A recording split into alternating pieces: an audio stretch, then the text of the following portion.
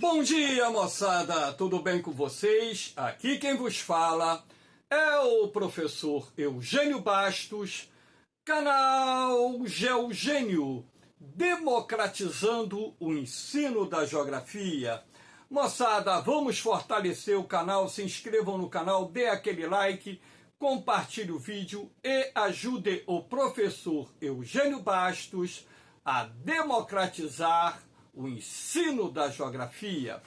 Moçada, no nosso encontro de hoje, eu irei falar sobre o encontro do G20 realizado na cidade do Rio de Janeiro nos últimos dias 18 e 19 de novembro.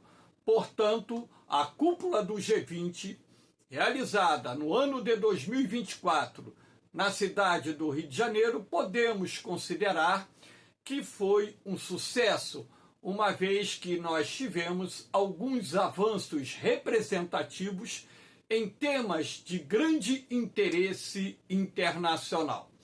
Então, aqui nós temos a logomarca do G20, da cúpula do G20, realizada no Rio de Janeiro, que tinha como lema Construindo um Mundo Justo e um Planeta Sustentável. Portanto, espero que vocês gostem do nosso encontro. Havendo qualquer dúvida, deixe a sua pergunta na parte dos comentários, que eu terei o máximo prazer de respondê-la. Então, moçada, lembrando que o G20, na verdade, ele não é constituído por 20 países, e sim 19 países que estão aqui representados. Portanto, o G20 é um fórum internacional que discute assuntos de grande relevância, principalmente no âmbito econômico. Porém, nos últimos anos, os encontros do G20 têm diversificado o campo de debate, envolvendo temas também de grande interesse internacional, como a fome, como a sustentabilidade, como a transição energética, como as mudanças climáticas, as desigualdades sociais. Agora, nesse último encontro, debatendo a questão da inteligência artificial, enfim. Então, aqui nós temos o mapa que mostra os países que fazem parte do G20, ok? E dos países membros do G20, apenas um chefe de Estado não compareceu ao encontro realizado na cidade do Rio de Janeiro, que foi o presidente da Rússia, Vladimir Putin, porque há um pedido de prisão do presidente russo em função dos crimes de guerra cometidos contra a Ucrânia. Nós tivemos também representantes da União Europeia, né, União Europeia como um todo, nós tivemos representantes da União Africana.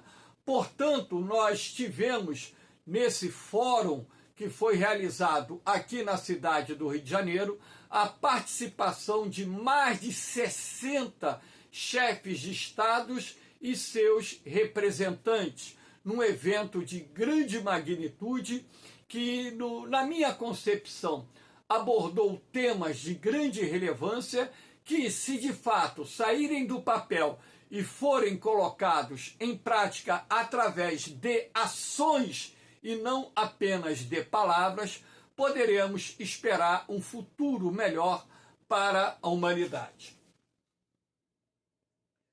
Aqui nós temos, por exemplo, dentro da declaração final que foi assinada por todos os presidentes e representantes de chefes de Estado que estiveram aqui na cidade do Rio de Janeiro, então a declaração final dos líderes do G20 foi aprovada. E aqui nós temos temas prioritários, como combate à fome e à pobreza. Então, para que vocês tenham ideia, em julho de 2024, portanto, dado bastante recente, de acordo com os dados da ONU, cerca de 733 milhões de pessoas estavam passando fome. Então, nada melhor do que mostrar aqui o mapa da fome, onde vocês podem perceber com clareza que o continente africano e o sul da Ásia são as áreas do planeta mais atingidas pelo problema da fome e subnutrição. Claro que a fome ela está também atrelada à questão das profundas desigualdades sociais, ou seja, da pobreza que afeta centenas de milhões de pessoas no mundo e, logicamente, a dificuldade dessas pessoas em terem acesso ao alimento necessário para, pelo menos, garantir as calorias mínimas diárias que permitam essas pessoas levarem uma vida relativamente saudável. Então, essa medida, que foi, aliás, esse tema que foi debatido e que houve uma concordância, de todos os membros participantes de adotarem políticas que possam reduzir de forma progressiva a fome no mundo. Eu acho que eliminar por completo é sonhar alto, mas que se pode reduzir a fome e de forma bastante significativa, isso sim, acredito que possa ser alcançado, desde que os compromissos, mais uma vez, não fiquem somente contidos nas promessas, nas palavras, e que políticas sejam colocadas em práticas, não só nessa questão de dar acesso à fome, mas também na questão que envolve a redução das profundas desigualdades sociais que existem no planeta, principalmente nos países em desenvolvimento. Aqui nós temos sustentabilidade e mudanças climáticas. É um tema de grande importância porque nós estamos percebendo, em primeiro lugar, que a destruição dos ecossistemas e a exploração de forma desenfreada dos recursos naturais do nosso planeta pode colocar em risco a sustentabilidade da vida humana no futuro na Terra, assim como a preservação das espécies de plantas e animais que habitam esse planeta. Então nós não podemos pensar única e exclusivamente na sustentabilidade da vida humana, na preservação da vida humana. Nós temos que pensar também na preservação, recuperação dos ecossistemas, manutenção, preservação, recuperação da biodiversidade nas áreas onde a biodiversidade foi degradada em função do desmatamento desenfreado, enfim.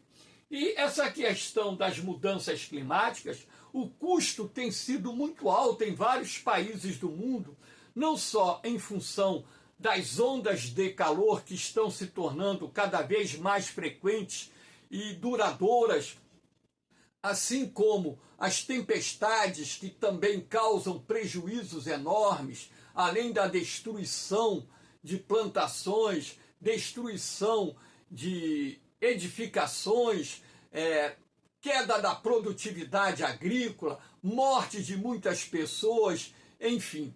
Além disso, nós temos as secas sazonais que estão se tornando cada vez mais frequentes e mais prolongadas, envolvendo a redução do índice pluviométrico em diferentes regiões do planeta. Então, é preciso adotar políticas para mitigar as mudanças climáticas, ou seja, reduzir as mudanças climáticas, de forma também a garantir a sustentabilidade da vida humana em nosso planeta e, consequentemente, também reduzir os desastres naturais derivados das mudanças climáticas em curso na Terra. Aqui nós temos governança global, reforma da governança global com mais representatividade de países emergentes em órgãos internacionais, como a Organização das Nações Unidas. Não só a Organização das Nações Unidas, mas também é preciso que outros órgãos supranacionais tenham maior representação dos países emergentes, para que nós possamos ter uma governança global mais equilibrada, que vise também atender às necessidades, às demandas das economias emergentes do mundo, de forma também a criarmos um mecanismo que possibilite você reduzir essas injustiças, essas disparidades que existem entre os países em desenvolvimento e os países desenvolvidos, os países ricos do mundo. Então, é um avanço significativo, né? Você ampliar o debate para que se possa alterar, modificar naquilo que for possível a governança global, para se dar mais ouvido às necessidades dos países em desenvolvimento e, consequentemente, também adotar as ações que visem criar as condições mínimas necessárias para que esses países em desenvolvimento possam avançar, possam desenvolver e, consequentemente, também reduzirem as profundas disparidades sociais existentes nesses países.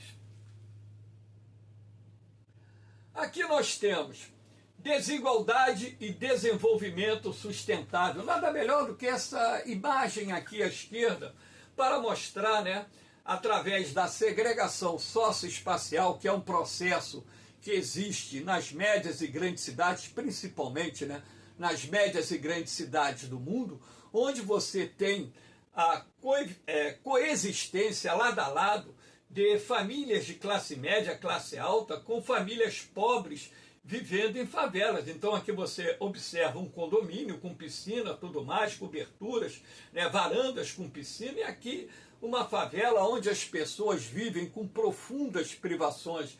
Então é preciso você reduzir essas desigualdades sociais nos países de forma a dar condições para que os mais pobres tenham uma condição de vida melhor, não só que permita dar alimentação aos seus filhos, assim como também aquilo que é necessário, moradia, por exemplo, vestuário, saúde, educação, que são elementos essenciais para se reduzirem as desigualdades sociais, claro, acompanhadas de políticas de distribuição de renda, para reduzir justamente a pobreza em escala planetária. E aqui você tem o desenvolvimento sustentável. Para quem não sabe, nunca aprendeu o significado de desenvolvimento sustentável é aquele em que o homem explora os recursos naturais de forma consciente, de maneira que ele crie as condições mínimas necessárias para preservar os ecossistemas que estão sendo explorados para obtenção de recursos que são indispensáveis aos mais diferentes setores da economia. Então, é explorar os recursos naturais de forma sustentável, tendo como objetivo final preservar esses recursos naturais de maneira que as futuras gerações possam dispor desses recursos naturais para sobreviverem nesse planeta. Então essa imagem eu achei muito interessante, o planisfério elaborado, né, no meio de uma floresta. Muito interessante essa imagem. Então o G20 reafirmou compromisso com a Agenda 2030, destacando que apenas 17% das metas dos Objetivos de Desenvolvimento Sustentável, ODS, estão no caminho certo. As desigualdades entre e dentro dos países foram reconhecidas como fatores que agravam desafios globais. Declaração final dos líderes do G20, né, foi aprovada, e nós temos um outro tema também, conflitos e paz mundial. Então eu coloquei aqui a imagem, essa área aqui à esquerda é uma área da Ucrânia destruída ou semi-destruída por ataques russos, a imagem da direita, a cidade de Gaza, lá na faixa de Gaza. território palestino, duas áreas que estão envolvidas numa guerra que já dura mais de um ano. A guerra da Rússia com a Ucrânia vai completar 3 anos e a guerra de Israel contra o Hamas e a Jihad Islâmica já passou de um ano. Então foram enfatizadas as consequências humanitárias de conflitos como na Ucrânia e na faixa de Gaza. O G20 condenou o uso da força contra a soberania dos Estados e defendeu soluções diplomáticas e de paz, além de reafirmar o apoio a uma solução de 2 estados para o conflito Israel-Palestina. Eu acho que é o caminho para se obter uma paz, eu não sei se definitiva, mas pelo menos é o caminho para iniciar um processo de paz entre judeus e palestinos, né? Essa questão da existência dos 2 estados e a convivência pacífica dos 2 estados. Afirmamos que todas as partes devem cumprir suas obrigações sob o direito internacional, incluindo o humanitário e de direitos humanos, condenando ataques contra civis e infraestrutura. Então, por exemplo, na guerra da Rússia contra a Ucrânia, mais de 20 mil civis ucranianos morreram. Na guerra de Israel contra o Hamas, de acordo com os dados do Hamas, milhares de civis, mulheres, crianças, etc., morreram na faixa de Gaza. Então, o que se pretende, né, dentro dessa questão é tentar, né, levar as partes que estão em conflitos, respeitar e manter a infraestrutura vital, né, como, por exemplo, fornecimento de água, fornecimento de energia, fornecimento de gás, né? Não atacar escolas, não atacar hospitais, não atacar postos de saúde, não atacar a infraestrutura necessária para que você não comprometa as condições, a qualidade de vida dos civis que já estão sendo afetados pelo conflito. Então é uma questão, né, e levar as partes em conflito a procurar, através, né, de uma solução negociada, acordos que possam colocar fim a essas guerras, porque as guerras em si só trazem consigo destruição, morte. Não há vencedor, todos perdem num conflito. Aqueles que foram derrotados perderam e aqueles que ganharam também perderam, porque tiveram que dispor de uma grande quantidade de recursos para vencer uma guerra e também tiveram a perda de muitos equipamentos, muitos militares, famílias que perderam seus pais, suas mães, seus filhos, por causa de conflitos que não levam a lugar nenhum, porque daqui a 100, 200 anos, esses conflitos farão apenas parte de uma história trágica ou de mais um capítulo de uma história trágica da humanidade. É dentro desse contexto que os governantes têm que pensar a respeito dessas guerras inúteis que só causam prejuízos, mortes, dores e destruição. Aqui nós temos ação climática e transição energética.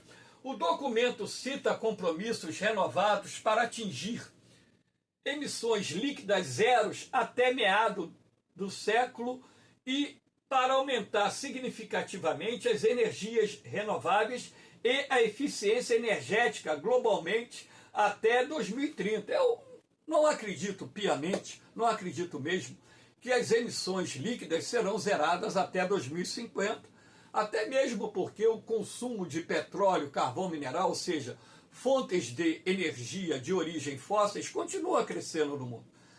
Mas acredito também que as políticas de transição energética, através do aumento da produção e desenvolvimento de novas fontes de energia limpas e renováveis, têm avançado não só aqui no Brasil, como em outros países do G20 e outros países que não fazem parte do G20. Mas é preciso também que os governantes nos países, né, aumentem os esforços para conseguirem, através da transição energética, reduzirem as emissões de gases do efeito estufa, que são os principais responsáveis pelas mudanças climáticas em curso decorrente do aquecimento global em nosso planeta. A cúpula também lançou a força-tarefa para a mobilização global contra as mudanças climáticas, para reforçar o financiamento climático, especialmente em países em desenvolvimento, que esses países em desenvolvimento, por exemplo, quando são atingidos por um desastre natural causado, por exemplo, por secas prolongadas ou por inundações com potencial de destruição muito grande, né, esses países eles acabam sendo mais afetados porque são países cujos governos não têm os recursos suficientes para atender às demandas daquelas pessoas que foram vitimadas pelas mudanças climáticas, sejam elas em função de secas, sejam elas em função de ondas de calor ou inundações catastróficas, enfim. Então, é uma iniciativa bastante interessante criar esse fundo para ajudar principalmente os países em desenvolvimento, sobretudo os países mais pobres, a enfrentarem, né, os efeitos das mudanças climáticas em curso no nosso planeta. Aqui nós temos combate à pobreza e à fome. Foi lançada a Aliança Global contra a Fome e a Pobreza, promovendo estratégias como transferência de renda, programas de alimentação escolar e acesso ao microcrédito. Apesar de considerar a produção global de alimentos suficiente, a cúpula apontou a necessidade de vontade política para garantir acesso amplo e equitativo. Nós sabemos que a produção de alimentos no mundo é mais do que suficiente para atender a demanda de toda a população mundial. Mas também nós sabemos que parte desses alimentos acabam sendo destinados para a alimentação do gado, ou seja, são transformados em ração animal. Parte desses alimentos, eles são desperdiçados. De acordo com a própria FAO, o organismo da ONU, aproximadamente 30% do alimento produzido nos países em desenvolvimento sofre algum tipo de desperdício. Então, se você colocasse em 20%, por exemplo, o desperdício de alimento no mundo a cada ano, a cada safra, aí você já teria a quantidade mais do que suficiente para erradicar a fome do planeta, de acordo com aquilo que foi apresentado por estudos feitos por especialistas. Então é preciso também, né, que haja políticas de transferência de renda, que haja políticas de geração de emprego, que haja políticas que permitam dar acesso a essa população mais pobre a alimentos com o objetivo de erradicar a fome. E também é preciso que haja financiamento para aquela população rural muito pobre ter recursos e para poder desenvolver práticas agrícolas sustentáveis. Então nós sabemos que é preciso, né, ter uma ação conjunta em várias partes do mundo, principalmente lá no sul da Ásia, no continente africano, áreas aqui da América Latina, onde se leve o conhecimento a essas populações rurais que carecem de certas técnicas, certos conhecimentos de produção, mesmo em áreas que muitas vezes o clima não ofereça tantas condições para produzir alimento. É possível você ali estabelecer padrões de produção agrícola, desde que essas técnicas estejam acessíveis a essas comunidades rurais mais pobres. E a política de geração de emprego e renda também é um caminho fundamental para reduzir e, quem sabe, um dia erradicar a fome no mundo. Taxação de ultra-ricos. O G20 destacou a importância de taxar de forma eficaz os indivíduos com patrimônio líquido ultra alto, respeitando a soberania fiscal de cada país. A proposta inclui cooperação internacional para a troca de boas práticas, combate a práticas fiscais nocivas e criação de mecanismos anti-evasão. Também incentiva a aplicação de sistemas tributários mais progressivos para reduzir as desigualdades e financiar os objetivos de desenvolvimento sustentáveis. O grupo defende debate contínuo sobre o tema em fóruns globais. Então, isso é muito importante. Primeiro, a taxação de ultra-rico não vai deixar o cara menos rico.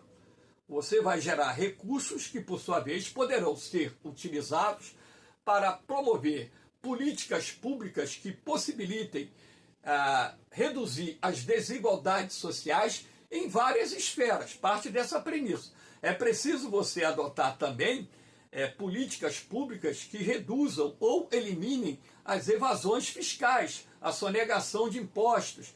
É também preciso que você combata, por exemplo, os chamados paraísos fiscais existentes em diferentes países do mundo, onde você tem a lavagem de dinheiro procedente do crime organizado nas suas mais diferentes esferas de atuação. Então é preciso um conjunto de ações que possibilitem dar aos estados condições para que, através do aumento da disponibilidade de recursos, promovam políticas que permitam não só o desenvolvimento desses países, mas também políticas públicas que possibilitem melhorar as condições de vida das populações mais vulneráveis. Governança digital e inteligência artificial. O G20 abordou os desafios da inteligência artificial, enfatizando uma regulamentação centrada no humano, ética, transparente e responsável. Foram debatidos os riscos associados à inteligência artificial, como desinformação e privacidade, e defendido o uso da tecnologia para inclusão social, saúde e educação, com apoio à capacitação digital global. É uma grande preocupação, porque o que você está vendo hoje, inclusive com golpes na internet, com apoio da inteligência artificial, onde você tem, consequentemente, por exemplo, vozes de pessoas influentes sendo copiadas e utilizadas de uma forma ilegal para poder ludibriar, dar golpes nas pessoas, e muitas pessoas acabam caindo.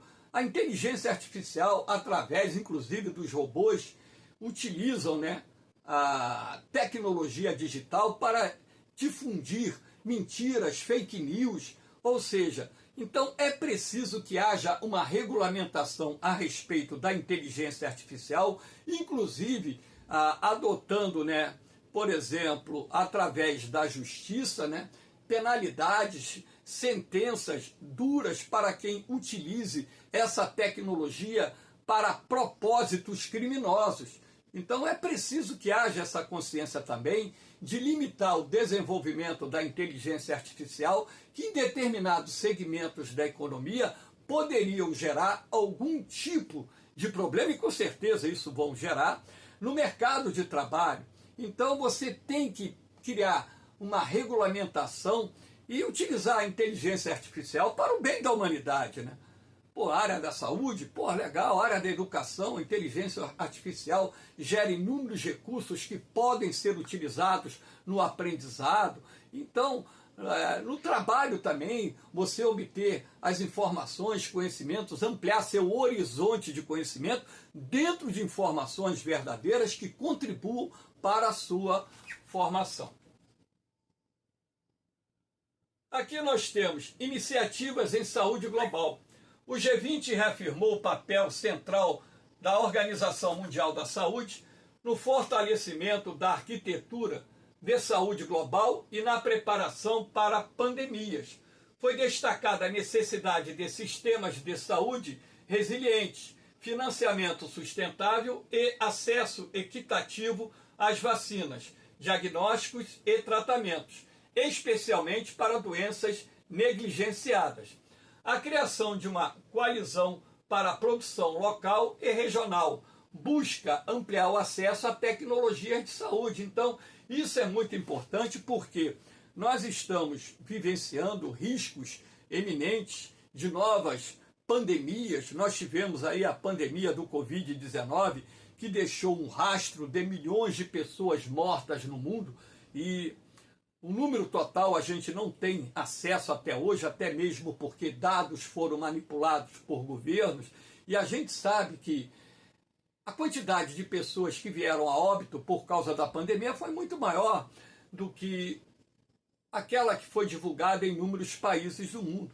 Então é preciso você utilizar, adotar políticas globais que unam esforços dos países na prevenção, no controle, no combate de doenças, para evitar, inclusive, o surgimento e propagação de novas pandemias, e também, criar políticas de conscientização da sociedade para combater as fake news, que foram, por exemplo, divulgadas na época da pandemia do Covid-20 em relação às vacinas, em relação a determinados medicamentos que eram ineficazes para a prevenção e tratamento da doença e que foram difundidos e muitas pessoas utilizaram, evitaram tomar vacina e acabaram indo a óbito, deixando um vazio dentro das suas famílias. Então é preciso que haja esse esforço comum da comunidade também científica internacional na área da saúde, para que nós possamos dar respostas mais rápidas às ameaças que surgem em função da possibilidade de novas pandemias atingirem nosso planeta. A biodiversidade e florestas. Então aqui nós temos, foi reafirmado o compromisso com o Marco Global de Biodiversidade de Kunming-Montreal, visando a proteção de ecossistemas e a reversão da degradação florestal até 2030. O grupo destacou a necessidade de financiamento inovador para a conservação, como o Fundo Tropical Forever Facility, e incentivou iniciativas de pagamento por serviços ambientais. Então isso, inclusive, gera recursos para os países em desenvolvimento, para preservar suas florestas, seus ecossistemas nativos, Nós tivemos lá atrás, na época do protocolo de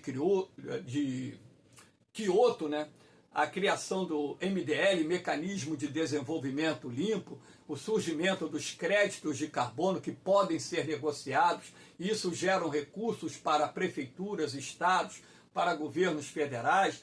Então, a preservação dos ecossistemas, a preservação da biodiversidade é de grande importância para a sustentabilidade da vida no nosso planeta. Não é só da vida do ser humano, da vida das espécies que habitam a Terra, que têm o mesmo direito que nós, seres humanos, temos de viverem nesse planeta. Então, é uma iniciativa, espero que avance nesse sentido e que também não fique na retórica do discurso e passe para as ações práticas, de forma que nós possamos restaurar parte dos ecossistemas degradados e, consequentemente, também ampliar a quantidade de espécies e de animais que estão ameaçados de extinção no nosso planeta. Aqui nós temos reforma do comércio global. Foi reforçada a necessidade de modernizar a Organização Mundial do Comércio, promovendo um sistema comercial multilateral baseado em regras, justo e sustentável. O G20 apoia uma reforma no sistema de solução de disputas acessível a todos os membros e destacou o papel do comércio para o crescimento econômico inclusivo e a realização dos ODS, Objetos de Desenvolvimento Sustentável. Então, é importante você reformar essas regras do comércio internacional, estabelecer regras que possibilitem aumentar a participação dos países em desenvolvimento no comércio mundial, reduzir essa questão, se possível, eliminar essa questão do protecionismo comercial que causa prejuízos de bilhões de dólares às exportações de vários países. Então, isso também seria importante para que se pudesse estabelecer regras mais justas no âmbito do comércio internacional e um acordo multilateral que pudesse ser respeitado, fosse respeitado, de forma que esse comércio pudesse garantir de uma forma equilibrada a expansão da participação dos países em desenvolvimento no comércio mundial, como um meio também de gerar recursos que promovam o próprio desenvolvimento econômico desses países. Moçada, espero que vocês tenham gostado do nosso encontro. Dê aquele like, compartilhe o vídeo, se inscrevam no canal e ajude o professor Eugênio Bastos a democratizar o ensino da geografia. Esse encontro foi realizado no dia 20 de novembro, feriado de Zumbi, de 2024. No mais, moçada, um beijão no coração de vocês, um forte abraço, fiquem com Deus, eu vou, mas eu volto, hein? Fui!